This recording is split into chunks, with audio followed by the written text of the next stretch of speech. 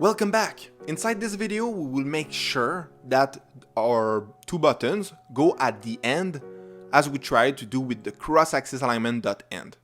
Okay? We will try to do this. For this, we will use a widget called the sized box. So we need to wrap the column widget with a widget called sized box. Try to do it by yourself and pause. Otherwise, we will do it together right now. If you remember, we can right-click and refactor. Oops, sorry. I'll do it slowly. You can right-click, okay, and refactor, and you have all the widget. You see, we have one wrap with sized box. If the widget name is not right there, you can use wrap with a widget and use the widget name after. So we'll click on sized box. Simple as that. If I hot reload, you will see nothing change. This is because the sized box need to have a size.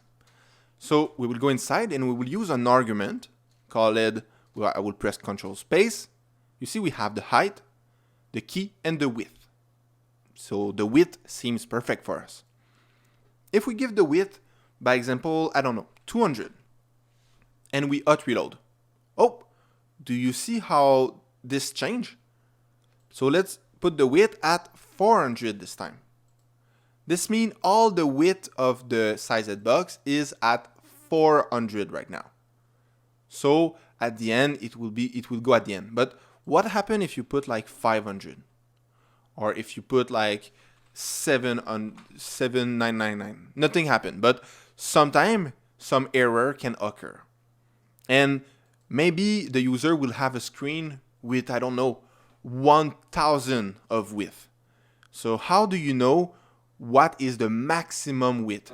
How could you be able to just say go to the max width? Yes, you can. And we will do it in the next video. This is what I will show you. See you in the next one. Bye.